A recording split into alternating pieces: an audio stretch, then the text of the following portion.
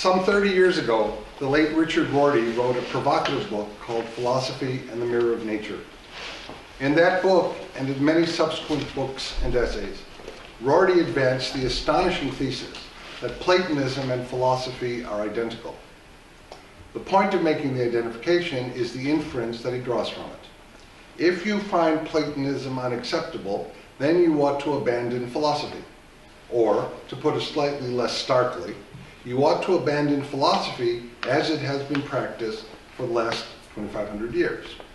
This is not, of course, to say that those trained in philosophy have nothing to contribute to our culture or society. Aren't you glad to hear that?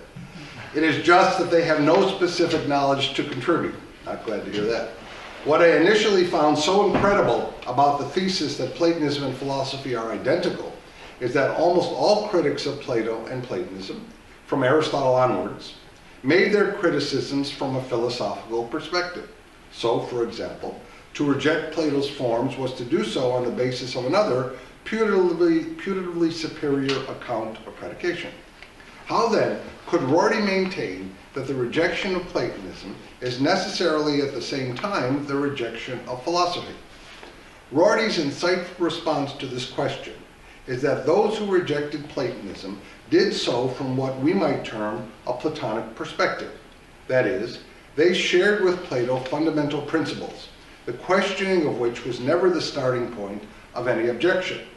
According to Rorty's approach, Platonism should not, therefore, be identified with a philosophical position that is taken to follow from these principles, but with the principles themselves.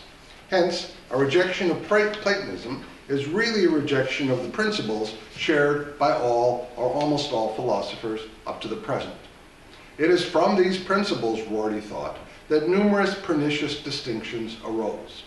As he put it in the introduction to his collection of essays entitled Philosophy and Social Hope, quote, "Most of what I have written in the last decade consists of attempts to tie my social hopes for a global, cosmopolitan, democratic, egalitarian, classless, casteless society, with my antagonism towards Platonism," unquote.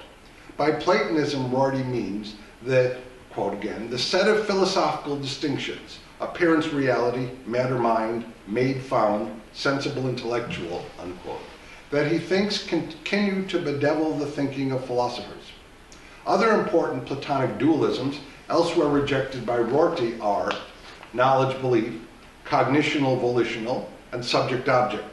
These distinctions, among others, are the consequences inferred from the principles that together constitute Platonism.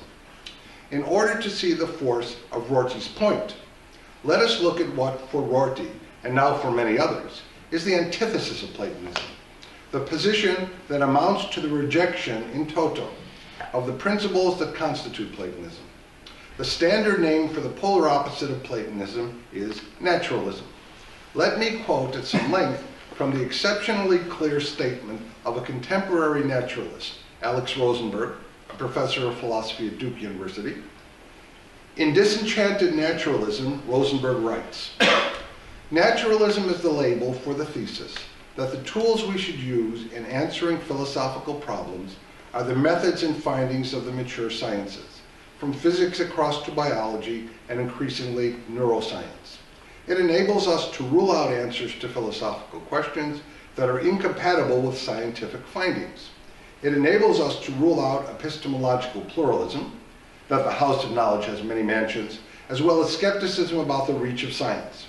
It bids us doubt that there are facts about reality that science cannot grasp. It gives us confidence to assert that by now in the development of science, absence of evidence is, prima facie, good grounds for evidence of absence. This goes for God and a great deal else." And Rosenberg goes on, "I think naturalism is right, but I also think science forces upon us a very disillusioned take on reality. It forces us to say no in response to many questions to which most everyone hopes the answers are yes. These are the questions about purpose in nature, the meaning of life, the grounds of morality, the significance of consciousness, the character of thought, the freedom of the will, the limits of human self-understanding, and the trajectory of human history.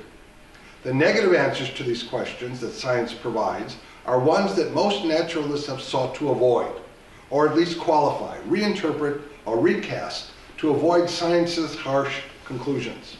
I dissent from the consensus of these philosophers who have sought to reconcile science with common sense, or the manifest image, or the wisdom of our culture.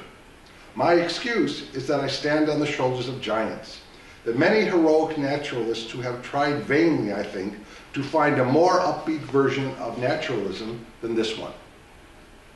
Rosenberg is in broad agreement with Rorty about what anti-Platonism is, although it may be the case that Rosenberg would disagree with Rorty about the preeminence of the natural sciences. But the disagreements among naturalists or anti-Platonists is not my main topic, nor for that matter are the disagreements among Platonists.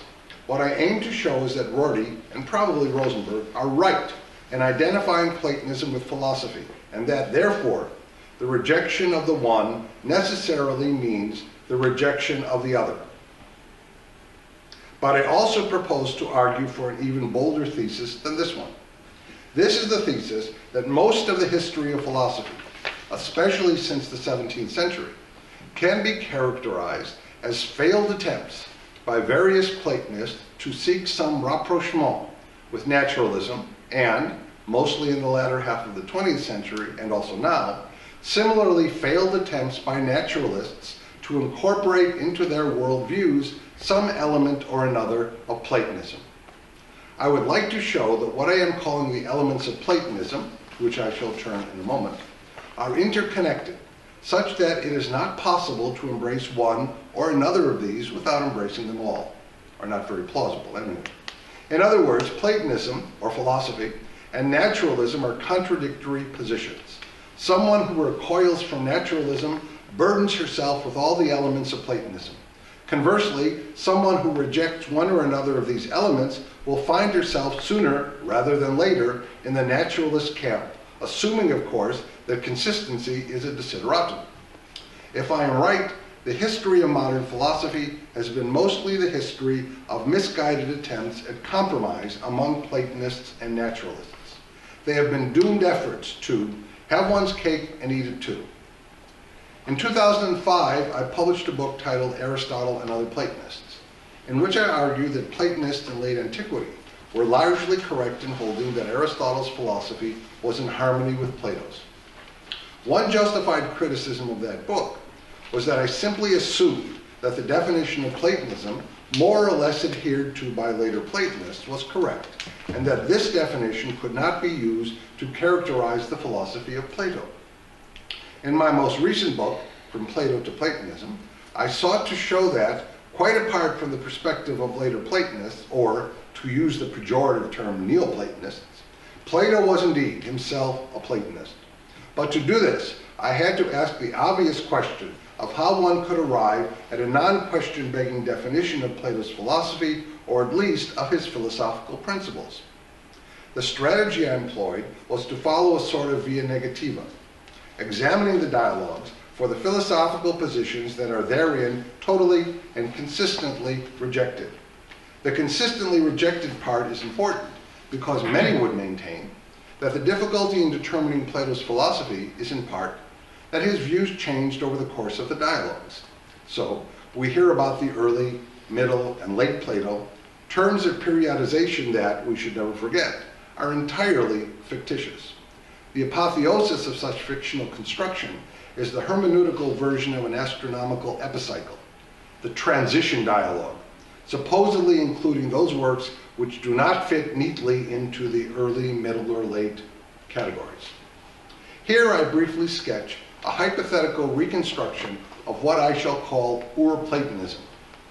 This is the general philosophical position that arises from the conjunction of the negations of the philosophical positions explicitly rejected in the dialogues, that is, the philosophical positions on offer in the history of philosophy accessible to Plato himself.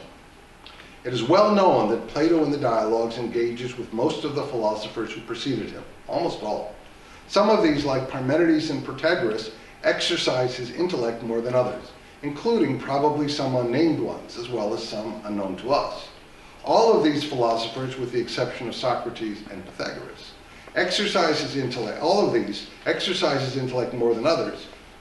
All of these philosophers, with the exception of Socrates and Pythagoras, are represented as holding views that are firmly rejected in the dialogues, either explicitly or implicitly. It matters little for my purpose if Plato misrepresented or misunderstood some of these philosophers, though I do assume that he did neither of these things. I am not claiming that anyone, including Plato, simply embraced Ur-Platonism. That was the end of the story. I am, however, claiming that Platonism in general can be seen to arise out of the matrix of Ur-Platonism, and that Plato's philosophy is actually one version of Platonism, as odd as this may sound. So in a manner of speaking, Ur-Platonism is a via negativa to Plato's philosophy. To be a Platonist is minimally to have a commitment to Ur-Platonism. It is only a slight step further to recognize that this basic commitment is virtually always in fact conjoined with a commitment to discover the most consistent, integrated, positive metaphysical construct on the basis of Ur-Platonism. Disagreements among these same Platonists are, I believe, best explained by the fact that this systematic construct does not decisively determine the correct answer to many specific philosophical problems raised especially by opponents of Platonism. That is, Ur-Platonism is largely underdetermining for some specific philosophical doctrines or answers to specific philosophical questions.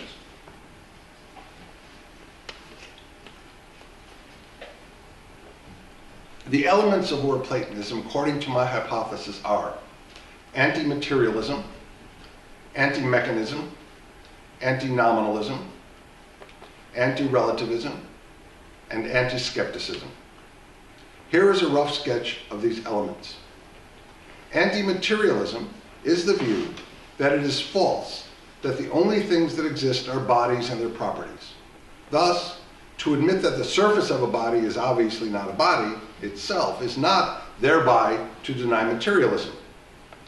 The anti-materialist maintains that there are entities that exist that are not bodies and that exist independently of bodies. Thus, for the anti-materialist, the question, is the soul a body or a property of a body, is not a question with an obvious answer, since it is possible that the answer is no. The further question of how an immaterial soul might be related to a body belongs, of course, to the substance of the positive response to Ur-Platonism, or to one or another versions of Platonism. Anti-mechanism is the view that the only sort of explanations available in principle to a materialist are inadequate for explaining the natural order. What then distinguishes materialism from mechanism? It would be possible to be an anti-materialist, yet still believe that all explanations are mechanical. Such might be the position of an occasionalist. Conversely, it would be possible to believe that materialism is true, but also maintain that there are non-mechanical explanations of some sort, say, at the quantum level. Anti-mechanism, though, seems to be derived from anti-materialism. That is, having rejected the view that everything that exists is a body, or an attribute of a body, the way is open to propose non-bodily explanations for bodily or material phenomena. One way to understand anti-mechanism is as the denial of one version of what we have come to call the causal closure principle. That is, the principle that physical or material causes are necessary and sufficient for all events in the physical world. Although contemporary denials of this principle are generally focused on supposed mental events having at least no sufficient physical causes, anti-mechanism takes the stronger position that even admittedly physical events are not comprehensively accounted for by physical causes. An anti-mechanist in antiquity generally relies on the principle that an ultimate or adequate explanation for a phenomenon must be a different sort of thing from that which is in need of an explanation. Thus, the principle of number 1 is not a number. Accordingly, one might argue that since the properties of bodies are not bodies, there is nothing in principle amiss in using bodies for accounting for these properties. Helen's beauty, say, is accounted for by her body, perhaps by emerging from or supervening on it. In order to make this work and to remain within the confines of the principle that that which explains must be different from that which is explained, it is necessary to maintain that the body itself, and not other properties of the body, is the explanation for her beauty. If it were other properties, then the original principle would be violated. But of course, this way leads to shipwreck, for we either continue to explain properties by properties, or we explain properties by bodies. But since the bodies are only differentiated by their properties, the explanation for Helen's beauty will be the same sort of explanation as the explanation for, say, Socrates' virtue. Anti-mechanism and anti-materialism are distinct views, though within the versions of Platonism that arise from Ur-Platonism, they are always held to be mutually supporting. Along with anti-materialism, the exploration of the nature of explanation in an anti-mechanist framework belongs to a positive construct on the basis of Ur-Platonism. Anti-nominalism is the view that it is false, that the only things that exist are individuals, each uniquely situated in space and time. Nominalism can be local or general, denying the existence of anything other than individuals within one kind of a thing, or denying their existence generally. It can also be extreme, by denying that there could even be a multiplicity of individuals, since each one would necessarily be the same as each other in virtue of the fact that it is one. The anti-nominalist thus allows that two or more individuals can be the same and still be unique individuals. He thus allows conceptual space for sameness that is not identity. By contrast, the nominalist maintains that if two things are the same, they are identical. If two things are not identical, they cannot be the same.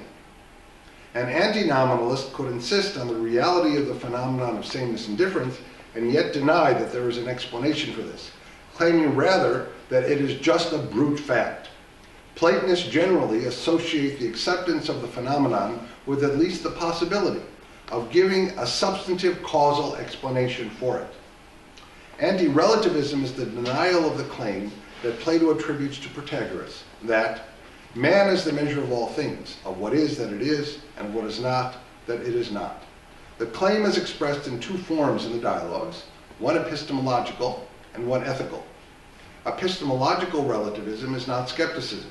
Hence, the denial of this form of relativism is not a denial of skepticism. One may, after all, be skeptical of the possibility of acquiring knowledge about properties that may well be objective. Relativism is the view that true just means true for me, or what appears true to me, or true for some particular group. The ethical form of relativism maintains that good just means good for me, or good for the group, where good is determined by or constituted by a mental state or states, roughly pleasure broadly conceived. Thus, ethical relativism is virtually hedonism in some variety. The denial of ethical relativism, individual or social, holds that what is good is determinable independently not of what is good for someone, but of what appears to that person as good for him. Thus, the anti-relativist can maintain that good is the same as good for me, or good for X, so long as she insists that good for X is not equivalent to what X claims is good for X. A similar point can be made about epistemological relativism. An alternative way of expressing ethical anti-relativism is to maintain that goodness is a property of being. For epistemological anti-relativism, the analog is truth is a property of being.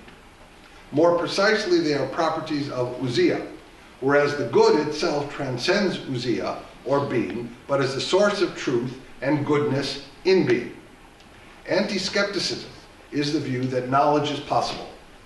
Knowledge, episteme, refers to a mode of cognition wherein the real is in some way present to the cognizer.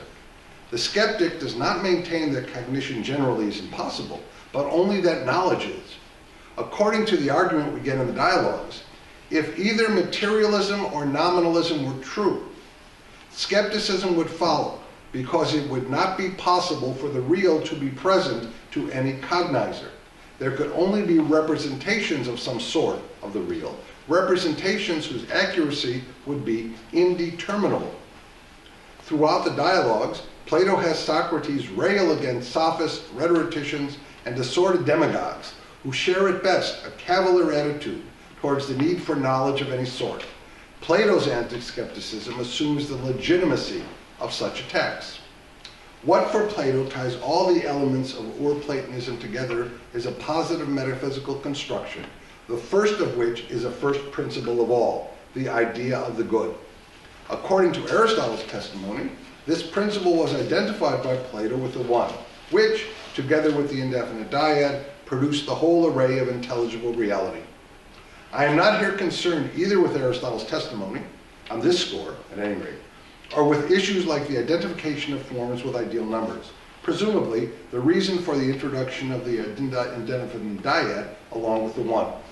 So, I am simply going to talk about an absolutely first principle of all, however we characterize it. To this must be added the forms, however we construct their extent, nature, and relations, and what Plato calls a divine mind, the demiurge, whose explanatory role in producing a cosmos out of chaos is explicit in Timaeus, Philebus, and Laws.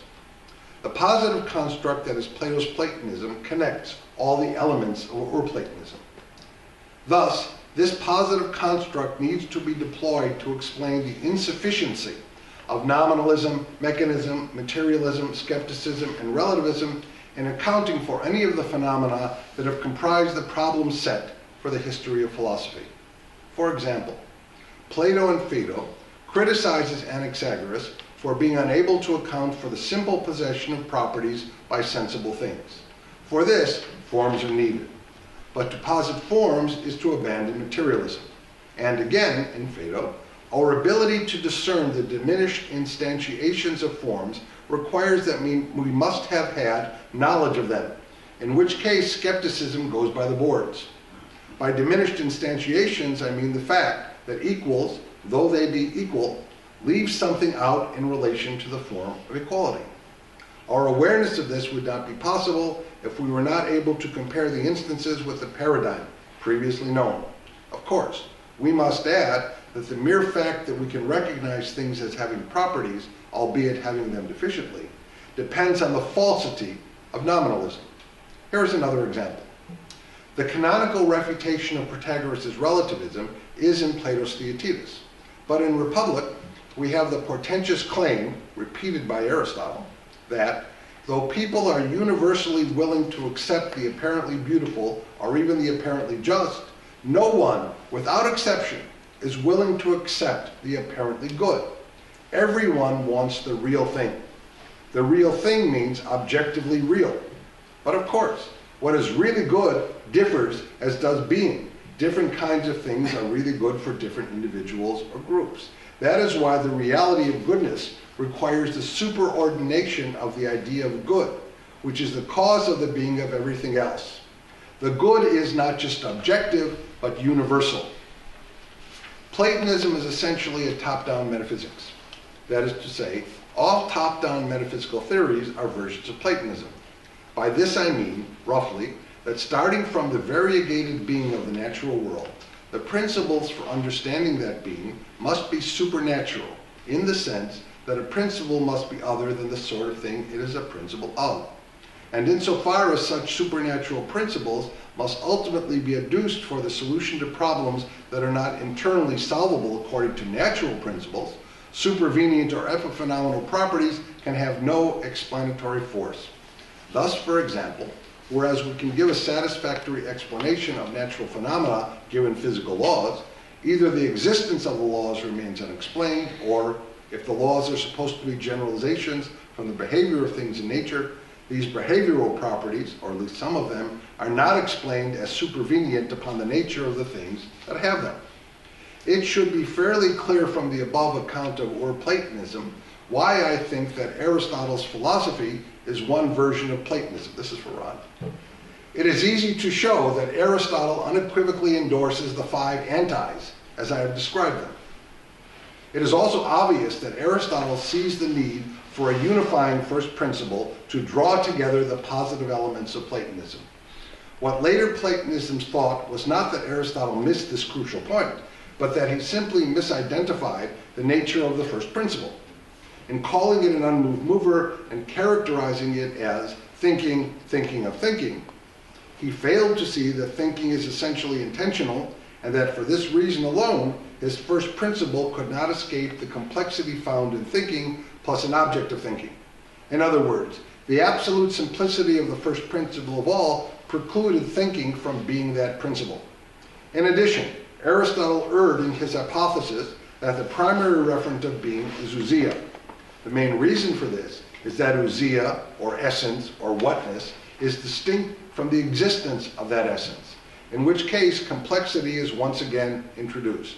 So, Aristotle was in fact a dissident Platonist, but a Platonist after all. In antiquity, the principal naturalists, or diametrical opponents of Platonism, were atomists, like Democritus, and their latter-day disciples, like Epicurus. The naturalists tried to accommodate Platonism by accepting the possibility of knowledge, something that Plato had argued, probably in Timaeus, is impossible on the assumption of the truth of materialism. The Stoics provide an especially interesting and complex case, for they were the first to attempt a kind of fusion or syncretism of Platonism and naturalism. Perhaps the most striking feature of this syncretism is the attempt to combine mechanism and materialism on the one hand with teleology, something that later Platonists saw as impossible. That is, what grounds teleology is an immaterial superordinate good. With the introduction of the explanatory role of this principle, the Stoic mechanist causal closure is defeated. What is true for Aristotle is equally true for Thomas Aquinas, Descartes, Leibniz, Spinoza, Kant, Hegel, and I can go on and on, but I just stop there, and so on and on. All of these were Platonists.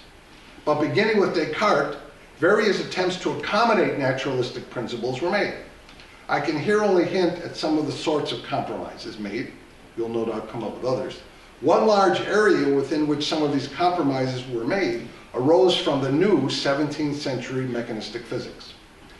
Thus, despite a commitment to anti-materialism, a concession to causal closure tended to marginalize the causal scope of the immaterial, and generally, the cogency or relevance of a top-down metaphysics. The very idea of empirical knowledge, constructed as a sort of peace offering by Platonists to empirical science, eventually produced an unexpected result: anti-realism in science. This is not surprising from an historical perspective, for the criteria for empirical knowledge are, in fact, as Roderick Chisholm noted, copied from academic skeptics who denied one element of Ur-Platonism, namely anti-skepticism.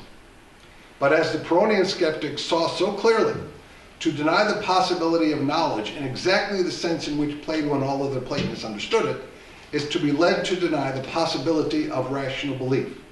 For what makes rational belief rational is evidence the cogency of which depends on the necessary intelligible connections that are, for Plato, the objects of knowledge. But the loosening of the connections between anti-skepticism and anti-mechanism among the self-declared proponents of a top-down metaphysics was, inevitably it seemed, to undermine the other elements of Ur-Platonism, namely anti-relativism, anti-materialism, and anti-nominalism. Starting in the middle of the 20th century, and here one might as well name Wilfred Quine as the doyen of modern naturalism, so long as we remember that David Hume is the godfather, naturalists began making analogous accommodations with Platonists. One sort of accommodation, which is actually quite a bit older, found in Francis Bacon quite explicitly, for example, is to acknowledge anti-materialism, but to isolate the immaterial in such a way that it is causally impotent. Fideism is one version of such a strategy. Another evidently appealing and certainly widespread sort of accommodation is to try to incorporate anti-relativism into a largely naturalistic worldview. A clear example of this is an attempt to prize natural law from its anti-materialistic foundation and to graft it onto the evolutionary account of the distinctively human. A more recent effort is found among naturalists who betray their naturalistic orthodoxy by claiming that the phenomena of consciousness and intentionality cannot be given naturalistic explanations, or at least cannot be given explanations based on current versions of naturalism. But rather than embracing anti-materialism, and perhaps all that that entails, it is stipulated that these phenomena comprise a sort of secular mystery. The recent book by Thomas Nagel, Mind and Cosmos, is a stellar example of discomfited naturalism. Galen Strawson recently, with admirable forthrightness, called such compromisers false naturalists. Nagel fervently wants to retain his naturalist credentials. Perhaps the reason for his not abandoning naturalism for Platonism is that he believes that the only viable versions of Platonism are today forms of Christianity. There is some truth in this. Alvin Plantinga's recent book, Where the Conflict Really Lies, Science, Religion, and Naturalism, is a defense of Platonism under the guise of a specific version of Platonism, that of Christianity, or even more specifically, that of Dutch Calvinism. It is not so surprising that Nagel believes that his anomalous naturalism is preferable to what he regards as the only possible alternative. But maybe that's a bit of an exaggeration, not the only possible one. If my hypothesis about the elements of Ur-Platonism and the rough outline of the positive construct that arises out of that matrix is correct, and again, if my claim that all the elements are mutually entailing, as of course are their contradictions, we could pick up the thread of the confrontation of Platonism and naturalism almost anywhere. That is, we could start with just about any contemporary philosophical problem and try to show how either a consistent naturalist or a consistent Platonist would answer that problem, and then we could go on to show that the answers of compromised Platonists and compromised naturalists are inadequate. Needless to say, more than halfway through this talk, I am in no position to offer anything like a comprehensive account of the competing positions with regard to even one issue. What I shall try to do, however, in the time remaining, is to range rather loosely over the ancient Platonists in order to sketch their responses to the most prominent ancient naturalists, most of whom actually maintain some watered-down version of naturalism. As I mentioned in my discussion of Ur-Platonism above, the elements of Platonism, of Plato's anti-naturalism, are anti-nominalism, anti-materialism, anti-mechanism, anti-relativism, and anti-skepticism. Each of these antis is the conclusion of an argument against a specific opponent or a specific school of opponents. In the light of this opposition, Plato's positive construct posits as first principle of all the idea of the good. Iris Murdoch felicitously wrote about this as the sovereignty of good. All Platonists start from such a principle, variously named and variously analyzed. What Plato saw and what later Platonists exhaustively argued was that the good that everything seeks must be the identical principle from which everything comes. This was expressed as the principle bonum est diffusivum sui, or goodness is self-diffusive. The argument that the good at which all things aim is identical with the good from which all things come depends upon the claim that the latter is not just the source of goodness, but also the source of being, which is, of course, just what Plato says. The argument that there must be some ultimate source of being amounts to a sort of cosmological argument from the contingent to the necessary, or among some Platonists, from the complex to the absolutely simple.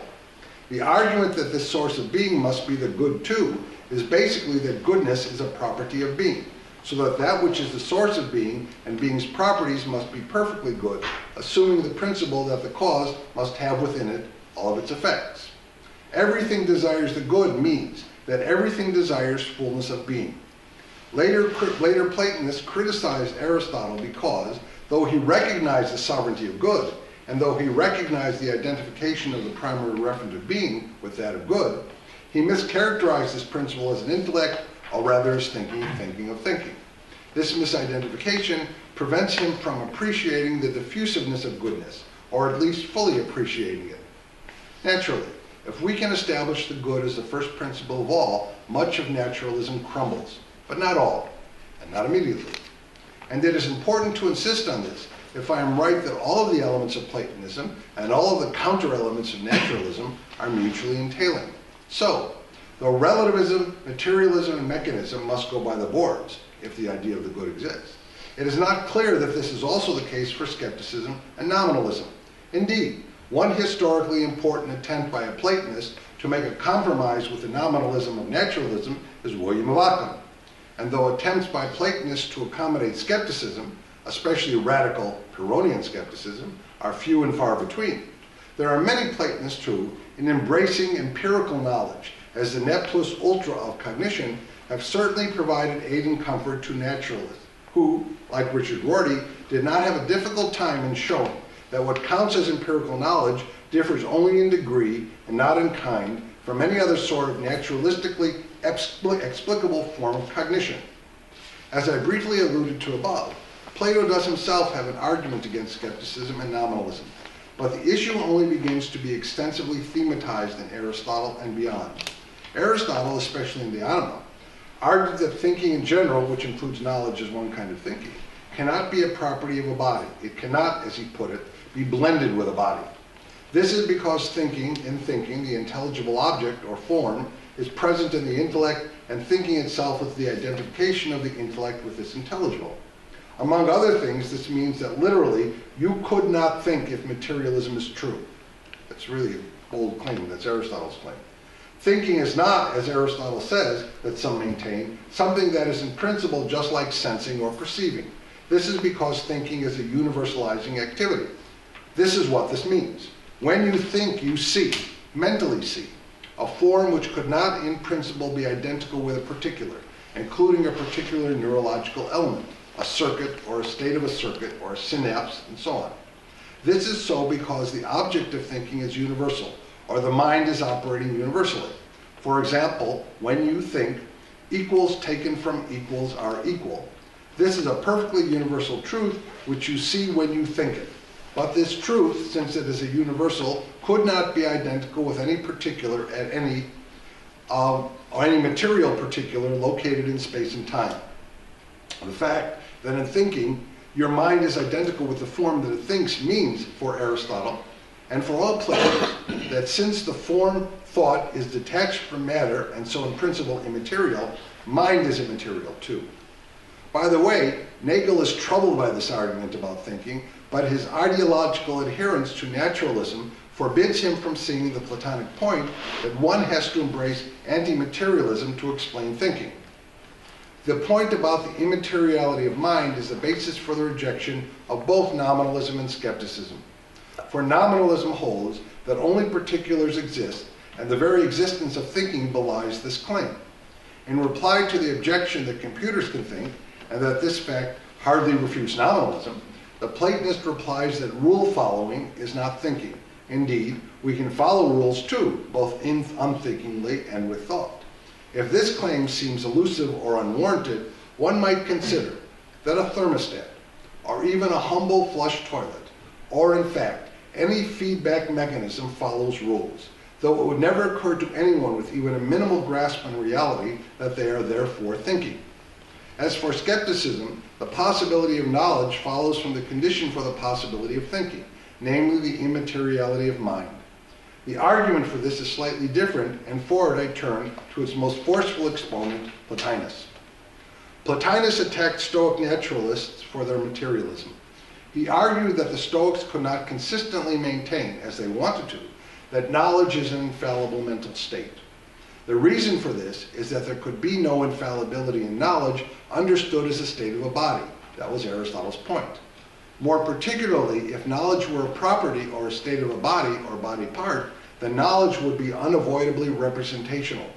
That is, the state would have to consist in a representation of the object of knowledge, rather than being identical with it.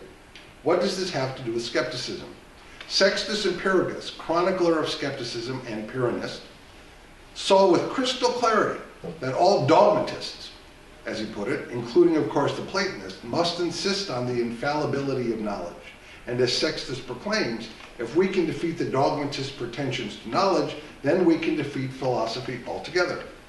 The reason for this near universal agreement is that to allow the possibility of so-called fallible knowledge is to conflate knowledge and belief. For if a claim to knowledge is defeasible, then that claim does not differ from a belief which may happen to be true, but then again may turn out to be false. As Plato argued in Theaetetus, knowledge cannot be true belief. The reason for this is that a true belief may be adventitiously true, say, a lucky guess. No one in antiquity thought that there was no difference between a lucky guess and the knowledge that is wisdom, the ardently sought for and presumably precious goal of philosophy. But what differentiates true belief from knowledge? Presumably, it is evidence, or sufficient evidence, or adequate evidence, in short, some sort of logos, in virtue of which one can claim to know. The problem with this, as the skeptics realized, is that the putative evidence rarely, if ever, guarantees what it is supposedly evidence for. But what then gives non-entailing evidence its evidential character? Indeed, if the supposed evidence does not guarantee what it is evidence for, then, once again, what is the difference between a belief that is based on bad or no evidence and knowledge based on non-entailing evidence? The skeptics, above all Sextus Empiricus, focused on the vulnerability of the claim that one could have non-entailing evidence. If this is chimerical, then, in fact, there is no difference between knowledge and a random belief, in which case one ought to suspend judgment or withhold assent to any proposition, since there is no more reason to believe it than it's contradictory. If, argues Plotinus, knowledge is not infallible, then there is no difference between knowledge and irrational belief, which is to say that there is no such thing as knowledge. This is, of course, unacceptable to a Platonist such as Plotinus. The Stoics, owing to their materialism, and despite their wish to endorse the infallibility of knowledge, are completely unequipped to meet the skeptical challenge. As Plotinus puts it, for the Stoics, the putative evidence for their knowledge claims must consist in impressions, the Greek word tupoi. These are, of course, physical events. Plotinus asks of the Stoics the same question that the skeptics do. How will the soul know that it has really grasped what the impression is an impression of? In other words, the real criterion is not the impression or the proposition supposedly representing the truth, but the truth itself. What guarantees that so-and-so is the case is just this, not a representation of it. So if knowledge must be infallible, knowledge must be non-representational. But though a body might be able to be in a non-representational state regarding its own bodily states, for example, I am aware that I have a headache, there is simply no way that a body can be in a non-representational state regarding that which is external to it. Yet all the things that Stoics and Platonists want to know are external to our bodies. Plotinus perhaps appreciated the irony that the arch-dogmatists, the Stoics, were least able to defend the possibility of knowledge, because it was acknowledged by all sides that knowledge must be infallible and materialism cannot explain how this is possible. The sense in which the intellect must be immaterial cannot be accommodated by making it into a Stoic incorporeal or by making it a corporeal property of a body. The intellect must be an incorporeal entity because in thinking, A, the subject must have the intelligible object in it, and B, the subject must be aware of the presence of that object. The subject in A must be identical with the subject in B. Otherwise, a vicious infinite regress would threaten. That is, if these subjects were different, then the intelligible object present in the first would also either have to be present in the second, or else a representation of it would have to be there too.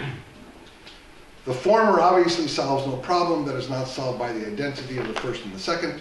In the latter case, the skeptical argument looms with the possibility of misrepresentation. And in any case, there could then be no criterion showing us how to tell the difference between an accurate and an inaccurate representation. The only way that the subject that is qualified by an intelligible object and the subject that is aware of this qualification can be identical is if the subject is immaterial. By contrast, if the subject so qualified were a body, then there would have to be another subject, presumably another body or body part, that had the additional property of being aware of the qualification of the first.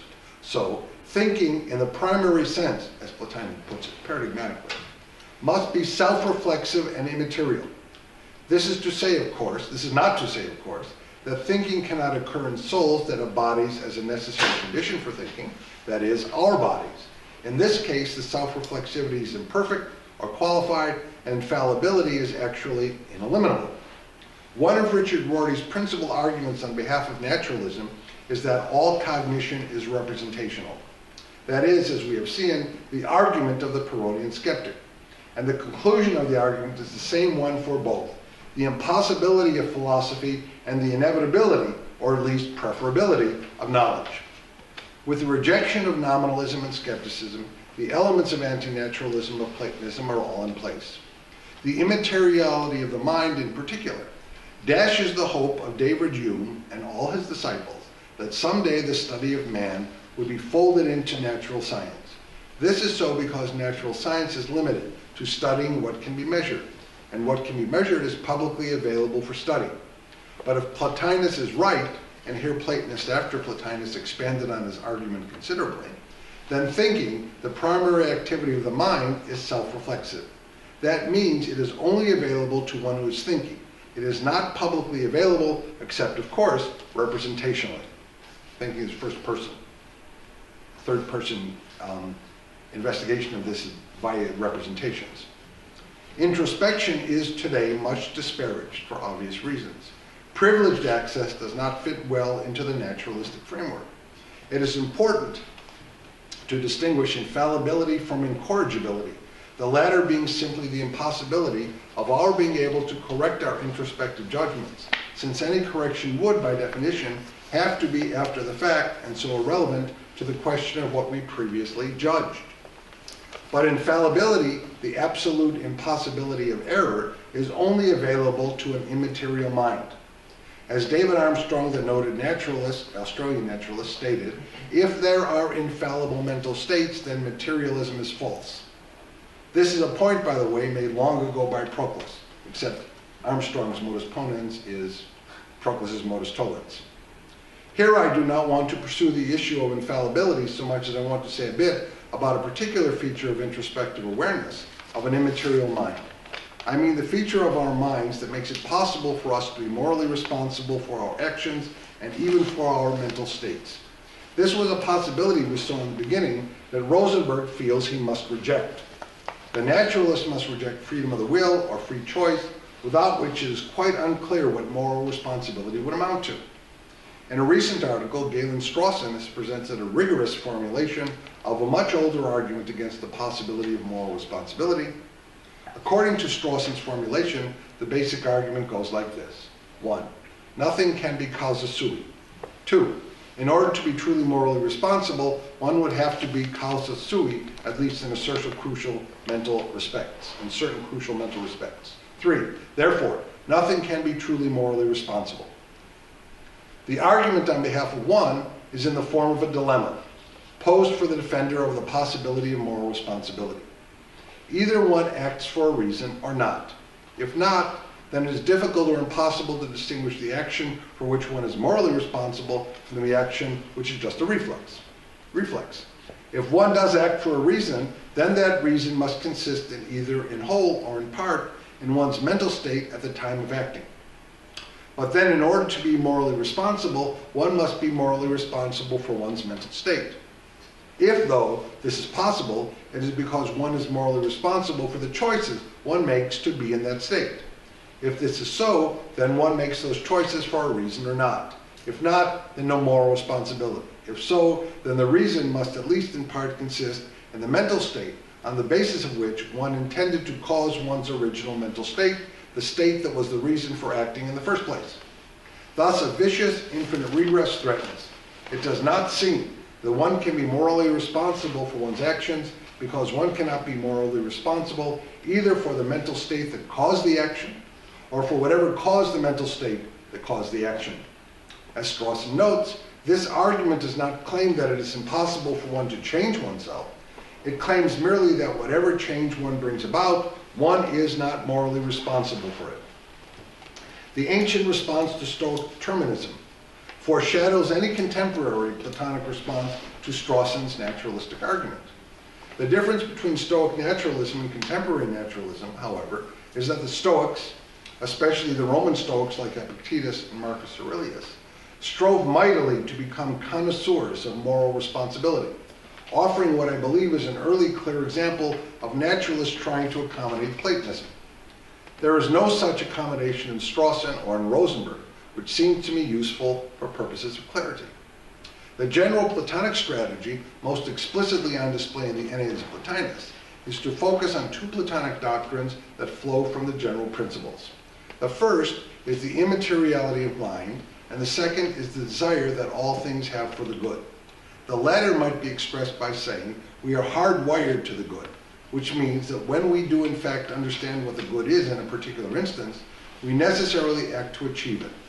But being hardwired in this way does not mean that we are determined so to act. Such acts really are up to us, as Plotinus puts it.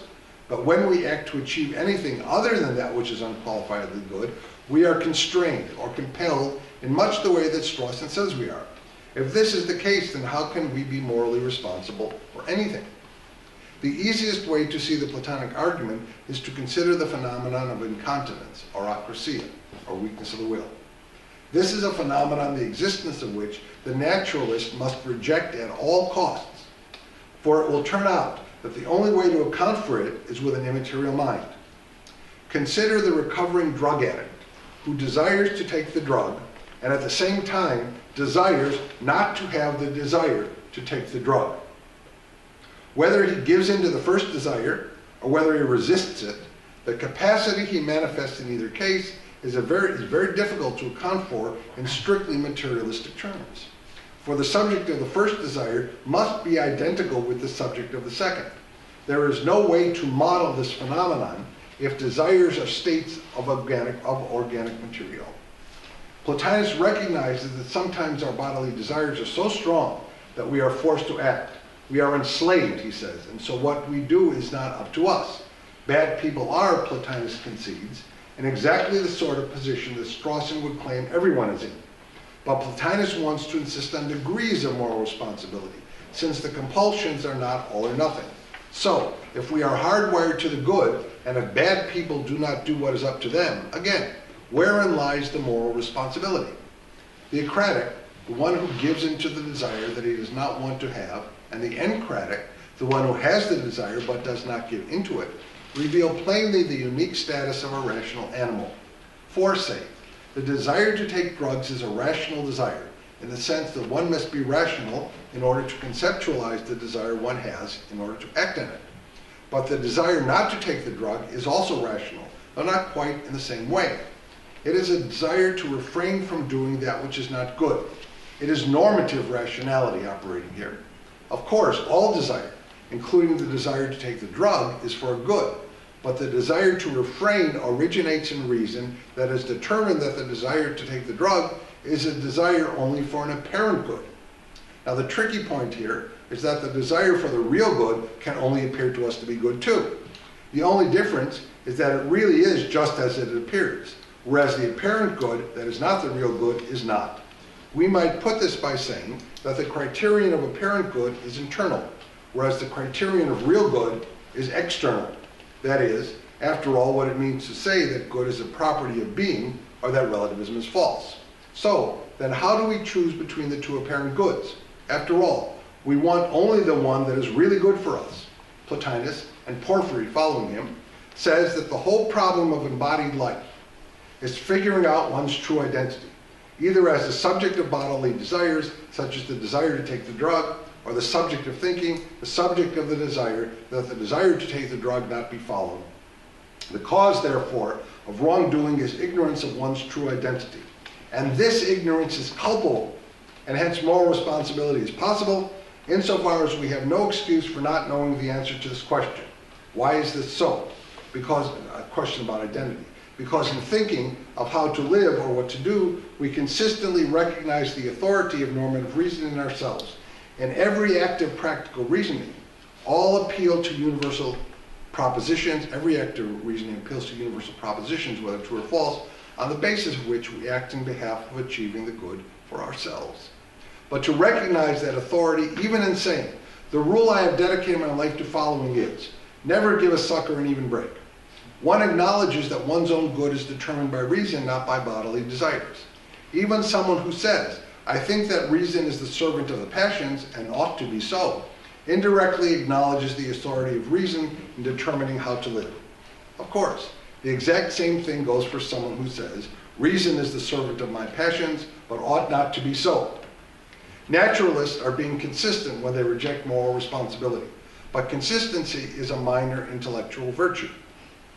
If it forces you to say, as I think for the naturalist it must, that there never existed a person who was tempted to do evil, but who resisted that temptation, or that there never was a person who gave in to that temptation, but rather that in both cases there were merely indecisiveness, then it seems to me the sensible thing to do is to re-examine the principles that led one to this implausible position. The Platonist's surprise for the discomfited naturalist, like Nagel, is that the contradictory of the principles that led one into this position is not available as one item on an a la carte menu. The concession to Platonism regarding any one of its elements is the slippery slope leading to some version of Platonism. Or, if Richard Rorty is right, it is the first step toward the re-embrace of philosophy. Thank you.